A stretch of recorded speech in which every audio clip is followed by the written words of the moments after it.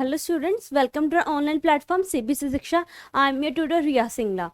आज हम करने जा रहे हैं कंजक्शन। ये इंग्लिश ग्रामर की 26th क्लास है।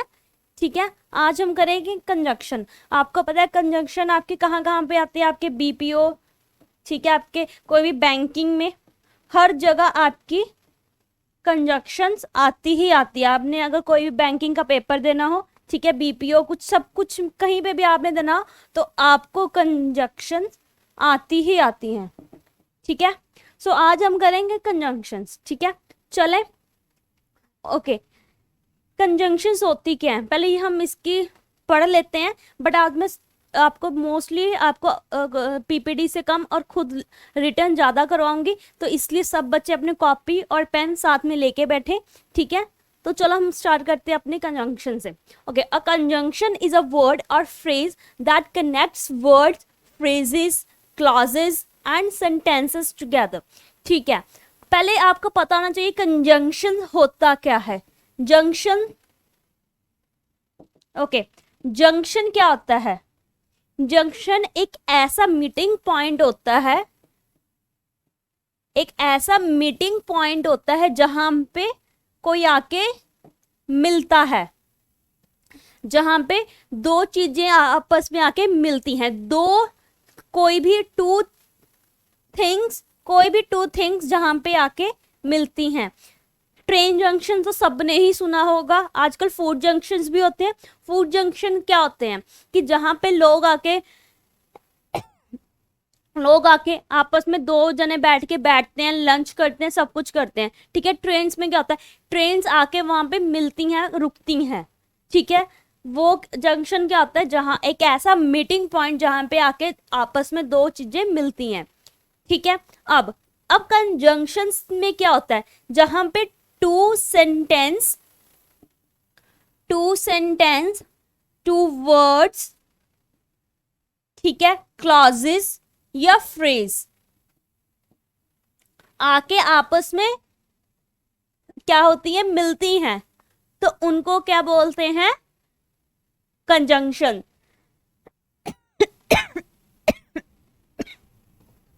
ओके, एक और चीज यहाँ पे आप लोगों ने लिखना है, कॉपी पेन निकाल के बैठे।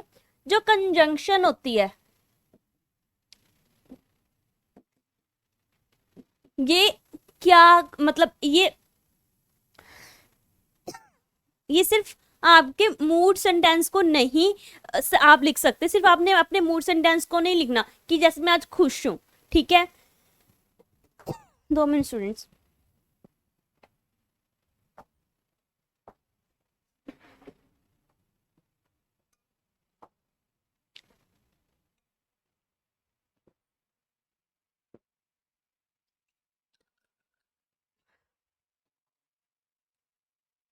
अगर मैं कह दूं कि मैं आज बहुत खुश हूं, ठीक है, हम सिर्फ पॉजिटिव या अपने मूड स्विंग्स के सिर्फ हम वर्ड्स को या अपने सेंटेंस को नहीं लिखते कंजंक्शन में। हम कंजंक्शन में पॉजिटिव और नेगेटिव बोथ सेंटेंस को हम क्या करते हैं? लिंक करते हैं। बोथ सेंटेंस को क्या करते हैं? हम लिंक करते हैं, उनको जोड़ते हैं। ठीक है, सिर्फ ये नहीं कह सकते आप कि सिर्फ मैं एक ही सेंटेंस को, सिर्फ मैं पॉजिटिव सेंटेंस को ही जोड़ूंगा। ठीक है, जैसे एग्जांपल लेके चलते हैं, Ram and Shyam buy a flower. कि जो राम और श्याम है, ये राम और श्याम क्या है? दो वर्ड्स हैं, दो नेम्स हैं। उनको जोड़ा किसने है? एक कंजंक्शन ने। इसमें कंजंक्शन क्या है? एंड। ठीक है, हम सिर्फ और सिर्फ इसमें आप वो नहीं कह सकते कि मैं सिर्फ नेगेटिव या पॉजिटिव सेंटेंस को ही जोड़ूंगा। ठीक है, आप दोनों को जोड़ सकते हो। ठीक है, और एग्जाम्पल देखते हैं।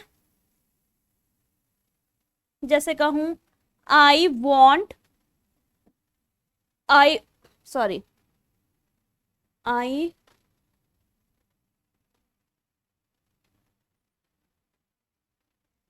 went to market. I went to market and I bought dozen eggs. Dozen of eggs. अब मैंने कहा कि मैं मार्केट गई एंड, कि दो सेंटेंस को जोड़ रहा है अभी, कि मैं मार्केट गई और डजन ऑफ एग्स लेके आई। ठीक है, यहाँ पे दो सेंटेंस जुड़ रहे हैं, जुड़ रहे हैं कि नहीं जुड़ रहे? दो सेंटेंस जुड़ रहे हैं यहाँ पे। ठीक है, एक सेकंड मैं आपको थोड़ी स्पेस कर देती हूँ।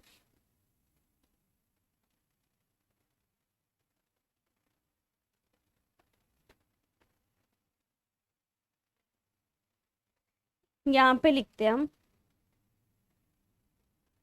जैसे कहूँ Ram and Shyam bought a flowers, उन्होंने खरीदे थे। ठीक है, अब यहाँ पे लिखते हैं I went to market and I bought dozen of bananas। देखो, अब यहाँ पे दो सेंटेंस जुड़ रहे हैं, एक सेंटेंस ये रहा और एक सेंटेंस ये रहा कि मैं मार्केट गया और dozen of eggs dozen of bananas लेके आया। अब यहाँ पे क्या आ रहा है, दो वर्ड जुड़ रहे हैं आपस में। ठीक है, यहाँ पे क्या आ रहा है, टू सेंटेंस जुड़ रहे हैं आपस में। ठीक है, और यहाँ पे टू वर्ड्स जुड़ रहे हैं आपस में। हो रहे कि नहीं हो रहा? जुड़ रहे कि नहीं जुड़ रहे? ठीक है, यहाँ पे टू वर्ड्स आपस में कनेक्ट हो रहे हैं और इनको कनेक्ट कौन कर रहा है? एंड। इनको कनेक्ट कौन कर रहा है? एंड। एंड क्या हुआ हमारा? कंजंक्शन। ठीक है, और अब राम एंड श्याम को कौन जोड़ रहा है? यहाँ पे भी एंड। ठीक है, तो एंड क्या हुआ हमारा? कंजंक्शन। ठीक है, ये चीज क्लियर हुई कि जो आपके जो कंजंक्शन है वो सिर्फ आपके वर्ड्स को नहीं, आपके सेंटेंसेस, वर्ड और क्लॉजेस, फ्रेजेस सबको ही जो कनेक्ट करता है, लिंक करता है, उसको हम क्या बोलते हैं? कंजंक्शन। क्या बोलते हैं हम उसको? कंजंक्शन।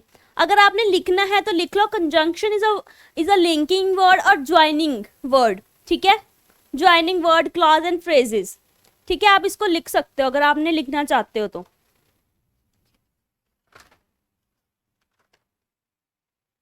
एक एग्जाम्पल और दूं, जैसे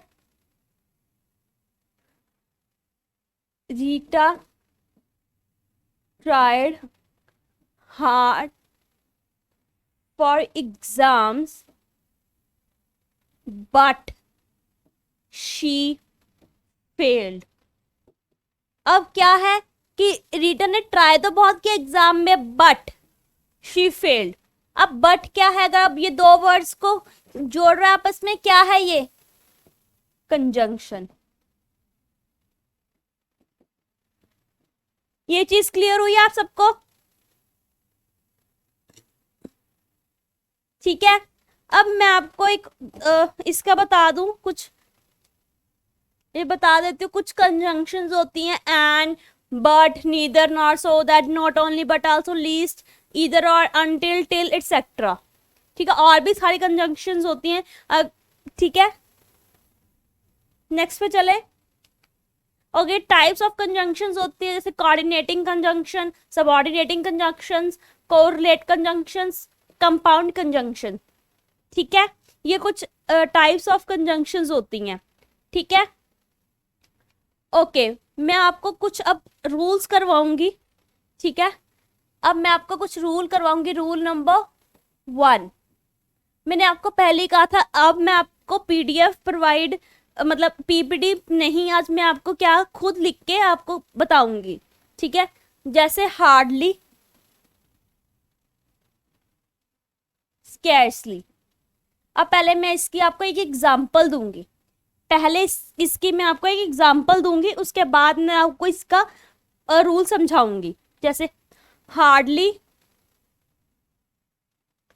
I called my mother when my phone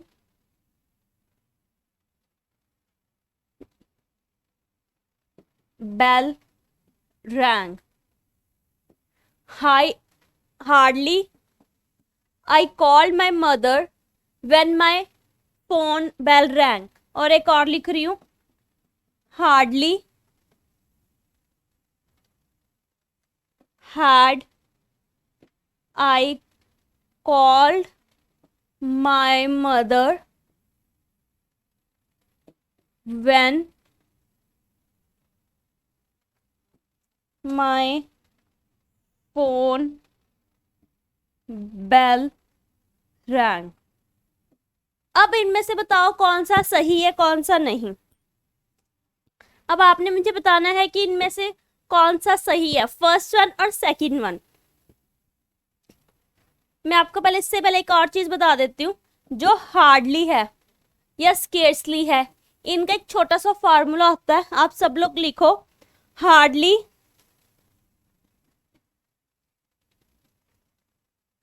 plus had means auxiliary verb, ठीक है, प्लस सब्जेक्ट प्लस वर्ब की थर्ड फॉर्म, सॉरी वर्ब, उसके बाद मेन वर्ब की third form. Hardly plus had plus subject and main verb की third form, ये आपका rule है।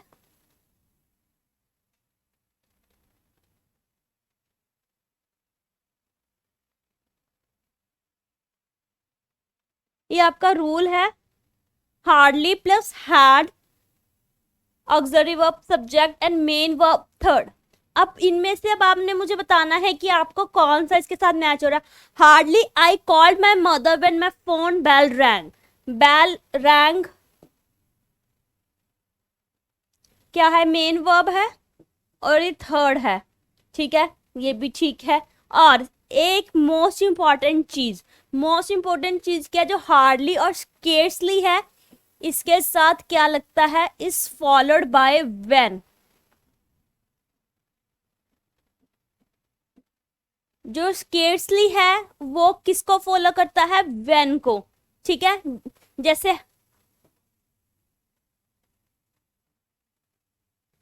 हार्डली के बाद क्या आएगा, had. I called my mother when my phone bell rang, this one is correct, this one is correct. और देखो यहाँ पे हार्डली क्यों आया है, क्योंकि ये किसका काम कर रहा है, कंजंक्शन का। किसका काम कर रहा है, कंजंक्शन का, ठीक है। ये चीज क्लियर हुई। और ये एक मिनट, जहां अगर आपका हार्डली आगे आ रहा है, ठीक है, अगर आपका हार्डली आगे आ रहा है तो ये क्या है, रूल ऑफ इन्वर्जन। क्या है ये, रूल ऑफ इन्वर्जन। अब आप पूछोगे रूल ऑफ इन्वर्जन क्या होता है। रूल ऑफ इन्वर्जन वो होता है जैसे कि जब भी आप एडवर्ब, जब भी आप एडवर्ब आपका स्टार्टिंग या बिगनिंग पे लगाते हो, जब भी आप एडवर्ब को, ठीक है, स्टार्टिंग में या बिगनिंग में मतलब लगाते हो, तो आपका स्ट्रक्चर बदल जाता है सेंटेंस का, ठीक है। आपका स्ट्रक्चर बदलता है या नहीं बदलता। पहले एक एग्जांपल और देती हूँ, जैसे मैं कहूँ I had hardly called my mother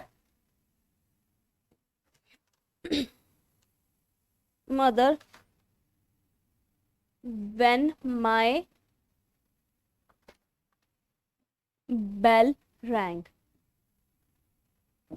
ठीक है। अब ये है, अब यहाँ पे हार्डली कहाँ है, आगे है, ठीक है। अब हमने पहले पीछे क्या लगाया था हार्डली को,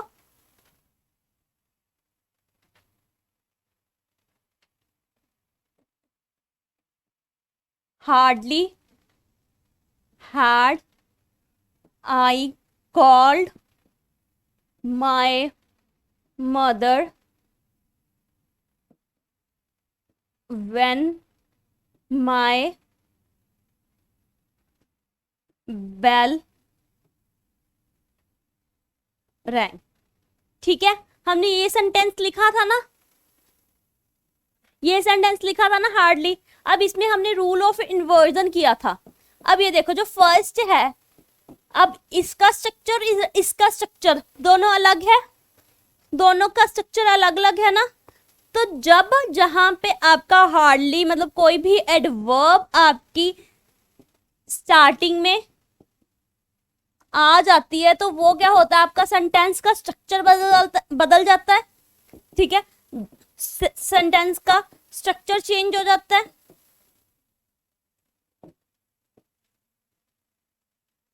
ठीक है, जब आपका सेंटेंस का स्ट्रक्चर चेंज हो रहा है जहां पे, उसको हम क्या बोलते हैं, rule of inversion.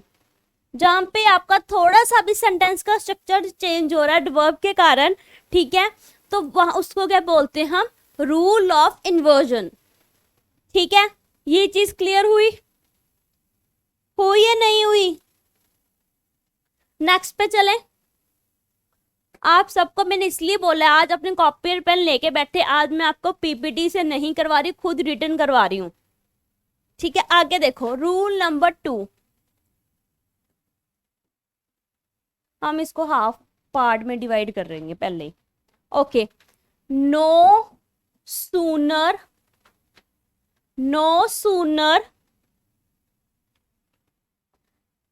had no sooner had I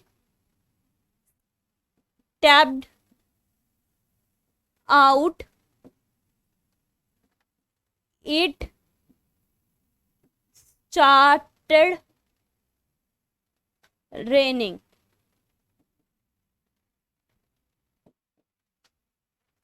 no sooner, अब मैं आपको इसका एक फॉर्मूला बता देती हूँ पहले ही। नो सूनर, एक second, no sooner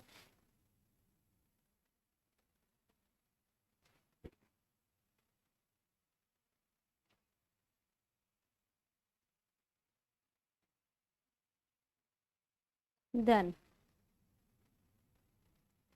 okay, no sooner plus had, do does जो भी है, plus subject,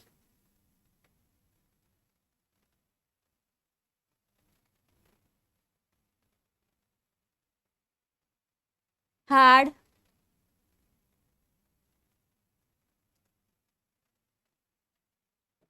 plus subject plus verb की थर्ड फॉर्म। ठीक है, no sooner had I stepped out than it start raining. अब इट स्टार्टेड देन रेनिंग। अब आपने मुझे बताना है कि इसमें कोई एरर है या नहीं है, अगर है नहीं तो क्या नहीं है।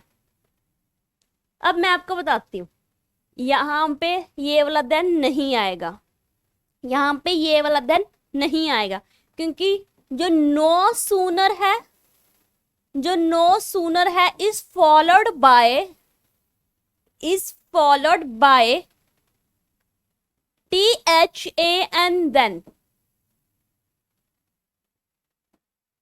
THAN देन, तो मीन्स यहाँ पे क्या आएगा, THAN देन।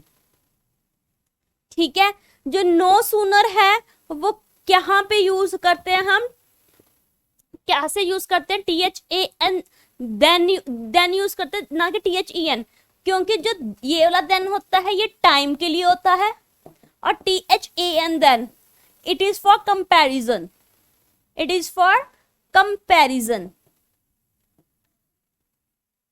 ठीक है, ये दो चीज क्लियर हुई। और एक चीज और, जो नो सूनर है,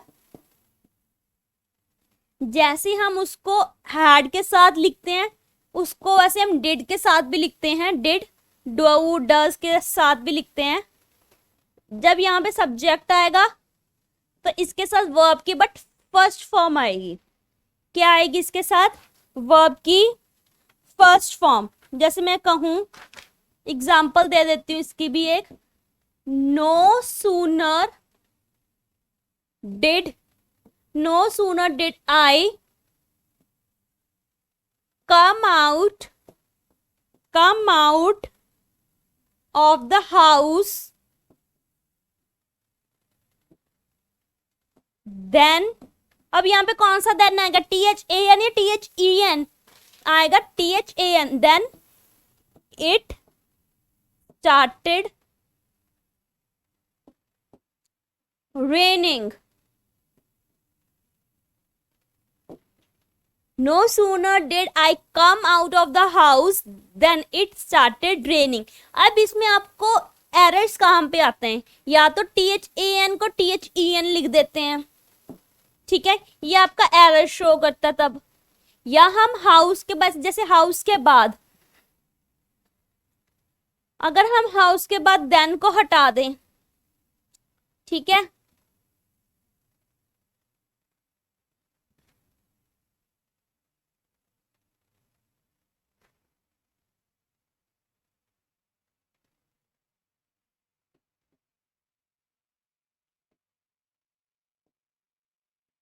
हाउस के बाद हमने क्या हटा दिया? देन हटा दिया, कॉमा डाल दिया, ठीक है, तो ये भी आपका एरर शो कर रहा है, ठीक है कि। और अगर यहाँ पे डिड की जगह कुछ और हैड हो तब भी आपका एरर शो करेगा। क्यों? क्योंकि यहाँ पे वर्ब की फर्स्ट फॉर्म है। अगर आपका डिड आएगा, अगर आपका हैड आएगा तो वर्ब की कौन सी फॉर्म आएगी? थर्ड फॉर्म आएगी। अगर आपका डिड है या डू और डज है तो आपकी वर्ब की फर्स्ट फॉर्म आएगी। 3 एरर्स तो इसी में कवर हो गए आपके, ठीक है ना। 3 एरर्स तो आपके इसी में कवर हो गए, ठीक है। एक तो कॉमा की आएगी, ठीक है, एक कॉमा की, एक देन वाला भी आ सकता है आपको, एक आपको वर्ब का भी आ सकता है, ठीक है, एरर। और आपको जैसे हैड और डिड वाला भी आ सकता है, ठीक है। 4 एरर कंप्लीट हो गए आपके यहाँ पे, ठीक है। ये चीज क्लियर हुई आप सबको? श्योर आप सब लोग पक्का क्लियर हो गई ना? नेक्स्ट पे चले। ओके, अब है rule number 3।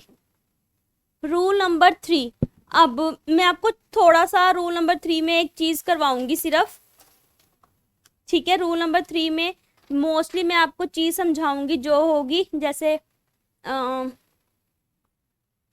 Both and as well as, ठीक है। ये 2 वर्ड्स हैं। पहली बात, बोथ और एज वेल एज, बोथ और एज वेल एज का मीनिंग सेम होता है। इसका मीनिंग जो होता है वो क्या होता है? बिल्कुल सेम होता है, सेम मीनिंग होता है बोथ का ही एज वेल एज। इसीलिए हम क्या करते हैं, बोथ और एज वेल एज को हम दोनों को इकट्ठे हम यूज नहीं करते हैं। हम बोथ को और एज वेल एज को एक सेंटेंस में इकट्ठा यूज नहीं करते हैं। हम दोनों को एक टाइम पे सिर्फ हम एक ही यूज कर सकते हैं। या तो हम बोथ यूज करेंगे in a sentence, in a sentence we use either both, या तो हम बोथ यूज करेंगे एंड, या तो हम क्या यूज करेंगे? As well as. दोनों में से एक ही यूज करना है आपने, ठीक है। दोनों में से आपने एक ही यूज करना है। जैसे मैं कहूं, एग्जांपल दे देती हूं,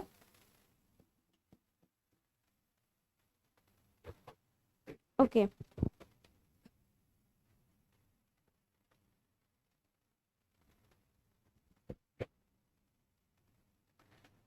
जैसे मैं कहूं, रीमा रीमा एग्जाम्पल जैसे Reema had both facial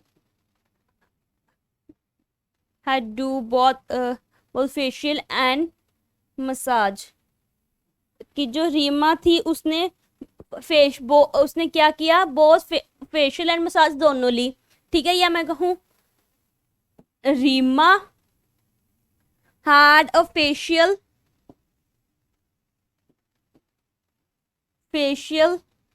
as well as massage. या तो रीमा ने, इन्होंने बोला Reema had both a facial and massage, की उसने मसाज और फेशियल दोनों ली। ठीक है, अब इसमें भी ये सेम है, Reema had a facial as well as massage, की उसने फेशियल के साथ साथ क्या लिया, मसाज भी ली। दोनों का मतलब सेम ही कि उसने दोनों चीजें ही प्रेफर की हैं। ठीक है, दोनों चीजें ही प्रेफर की हैं। ठीक है, तो इसमें क्या यूज कर सकते हैं, एक सेंटेंस में हम या तो बोथ यूज करेंगे या हम एज वेल एज यूज करेंगे। हम दोनों सेंटेंसेस में हम दोनों चीजें नहीं यूज कर सकते। ठीक है, ये चीज क्लियर होगी आपको। नेक्स्ट पे चलें। ओके, सबने ईदर और नॉर तो सुना ही होगा, ईदर और नॉर सुना है सबने। ओके, मैं आपको एग्जांपल दूंगी ईदर और की, और नीदर और नॉर की। ईदर एंड और, ठीक है, ईदर और जैसे मैं कहूं एक बंदे की एक पर्सन की बात हो रही है, और बट टू क्वालिटीज की बात हो रही है। बट क्या हो रही है, टू क्वालिटीज की बात हो रही है। जैसे मैं कहूं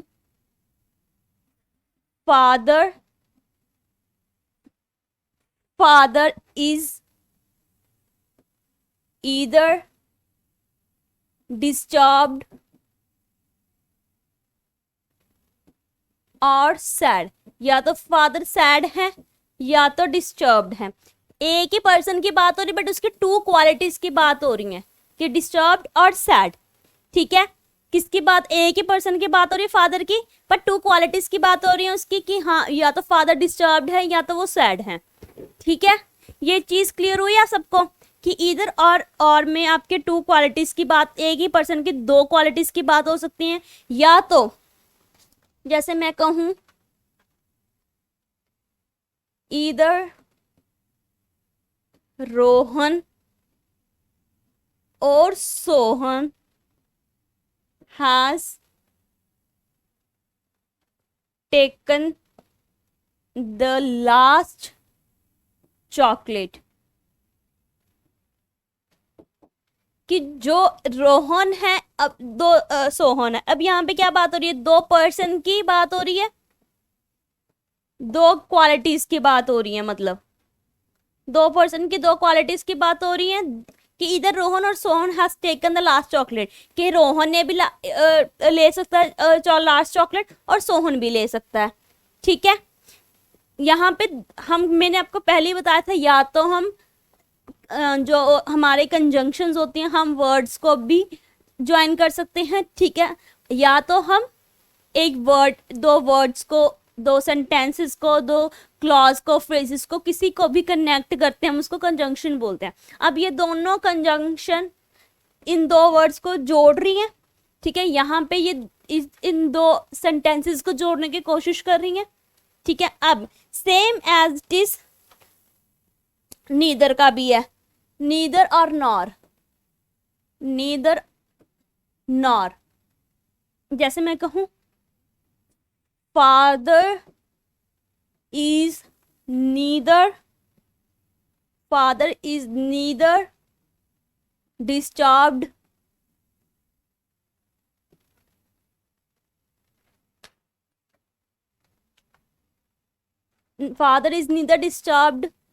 नॉर सैड।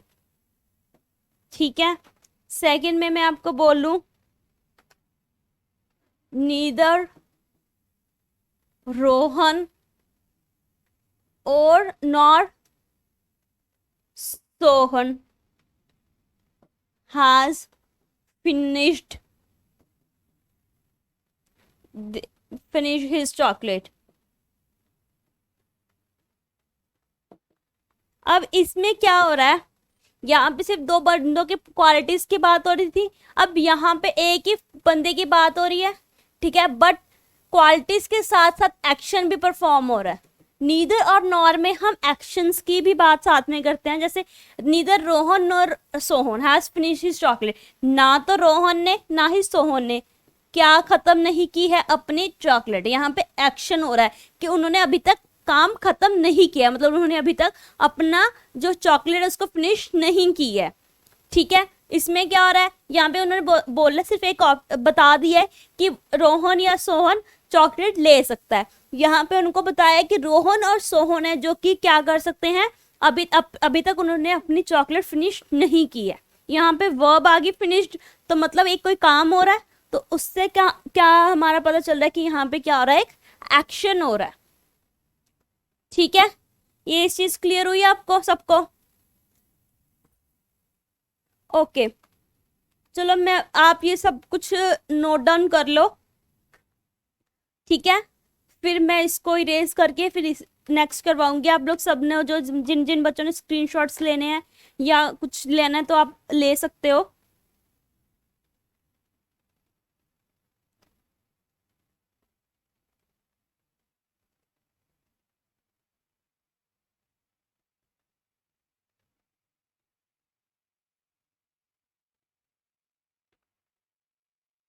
चलें, ओके। अब रूल नंबर, मैं भूल गई, रूल नंबर 5 है शायद।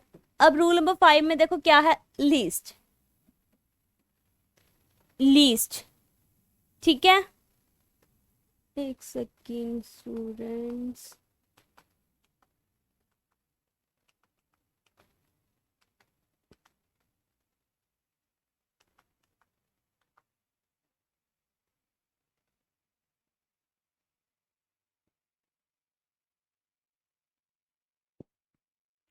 अब रूल नंबर 5 देखो, लीस्ट, लीस्ट सबने सुना है, इसका मतलब क्या होता है, अदरवाइज और एल्स, नहीं तो वरना, अदरवाइज और एल्स। नहीं, जैसे मैं कहूं run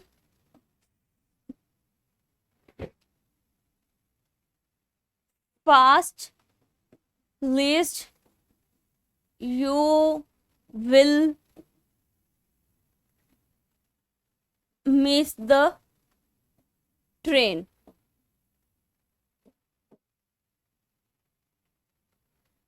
run fast list you will miss the train, जल्दी भागो नहीं तो तुम्हारी ट्रेन छूट जाएगी, ठीक है। अब यहाँ पे एरर क्या है, विल, विल यहाँ पे नहीं आएगा, विल की जगह क्या आएगा, शुड, बिकॉज जो लीस्ट है is followed bye, least is followed bye should,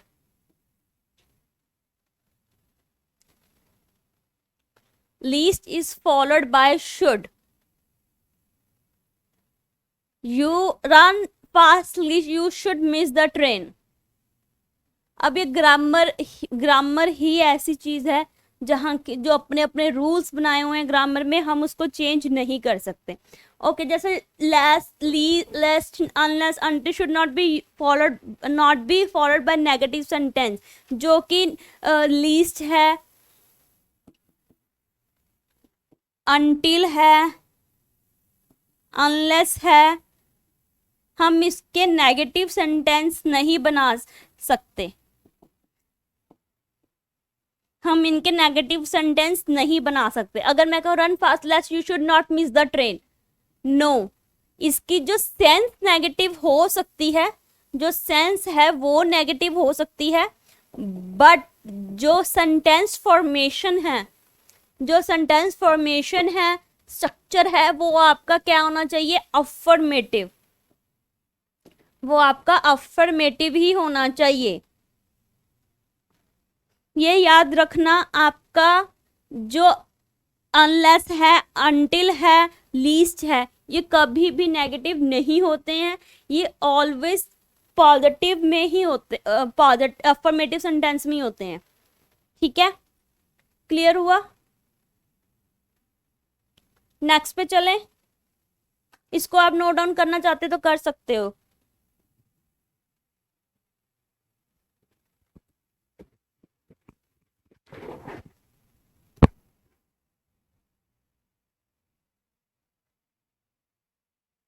okay, rule number 7 और 6, सॉरी 6, एल्स एंड नन। जो एल्स और नन है इज फॉलोड बाय, वो मैं आपको बाद में बताऊंगी कि किसको फॉलोड करता है। ठीक है, बट उससे पहले आपको एक चीज और, इसकी एग्जांपल देखो, इसके एग्जाम्पल देखते हैं हम पहले। ठीक है स्टूडेंट्स, जैसे मैं कहूं the poor families, the poor families या poor farmer families had nothing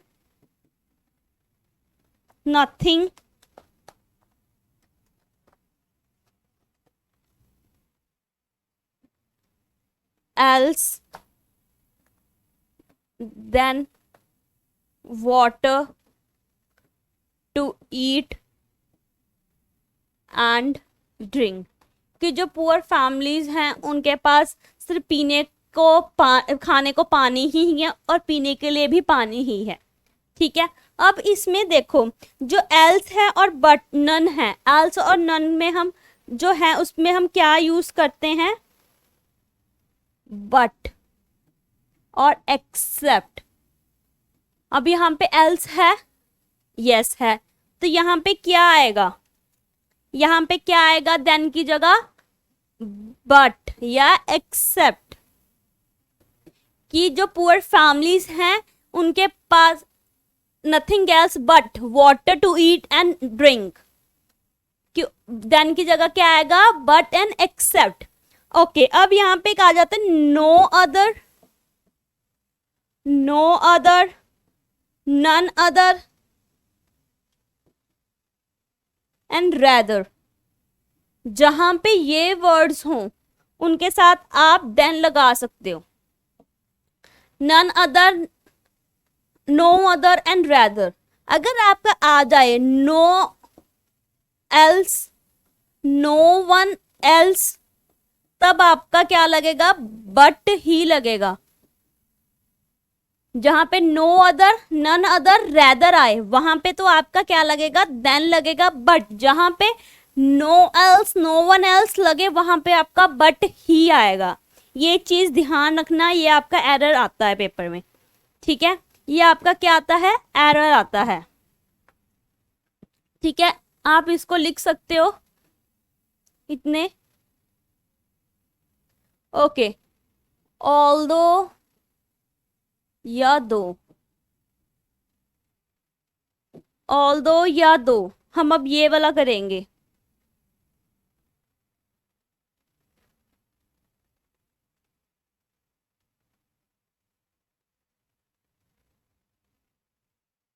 हम अब कौन सी कंजंक्शन करेंगे, ऑल्दो या दो। ओके स्टूडेंट, अगर आप बच्चे और डिटेल में कुछ चाहते हैं इंग्लिश, तो आप प्लीज हमारे पेड बैच ज्वाइन कर सकते हैं। ठीक है, और हमारी जो वो, ठीक है, आप हमारी पेड क्लासेस ज्वाइन कर सकते हैं जो कि 15 अप्रैल से स्टार्ट हो रही हैं। ठीक है, और जो बच्चे हमारी जो सेल थी वो 13 अप्रैल तक एक्सटेंड हो चुकी थी, तो आज उसका लास्ट डे है, तो सब बच्चे प्लीज़ उसका भी ज़्यादा से ज़्यादा बेनिफिट उठाएं। अब वो अप टू 90% ऑफ पे है, तो प्लीज़ ज़्यादा से ज़्यादा बच्चे उस चीज़ का बेनिफिट उठाएं। आप प्ले स्टोर पे जाके वहां पे सीबीसी शिक्षा देख सकते हैं, ब्लू कलर का आइकन है।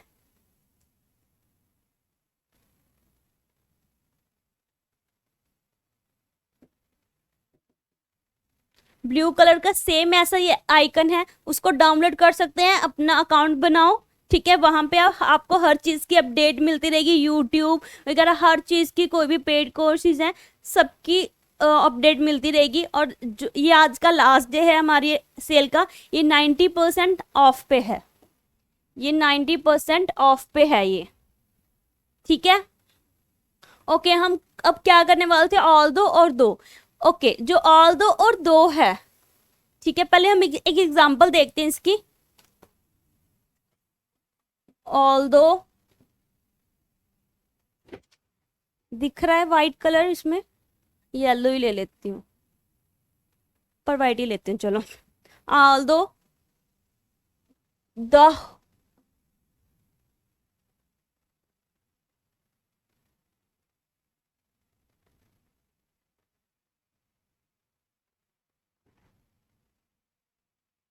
although the house is new,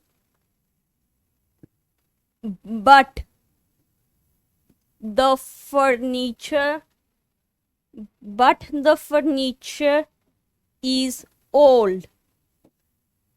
Although the house is new but the furniture is old, दो की भी ले लेते हैं, दो he passed the exam but he did not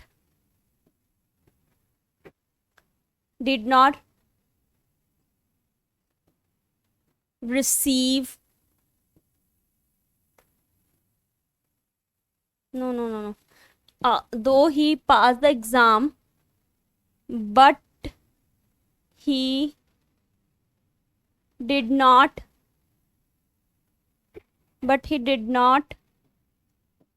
apply for a job. ठीक है, दो ही the house is new but the furniture is old. अब मैं आपको एक चीज बताऊंगी पहले, कि जो ऑल दो या दो है इज फॉलोड बाय येट या फिर कोमा। तो यहाँ पे जहां पे बट है, यहाँ पे बट नहीं आएगा, यहाँ पे क्या आएगा, या तो येट आएगा कि although the house is new yet the furniture is old. ठीक है, दो ही पास एग्जाम, या तो हम यहाँ पे कोमा लगा देंगे, though he pass exam he did not apply for a job. ठीक है, यहाँ पे हमने क्या लगा दिया, कोमा लगा दिया, या तो हम क्या लगा सकते थे, YET येट। ठीक है, या तो हम क्या लगा सकते थे, YET येट। ठीक है, ये चीज क्लियर हुई आप सबको, या आप नोट डाउन करना चाहते तो कर लो।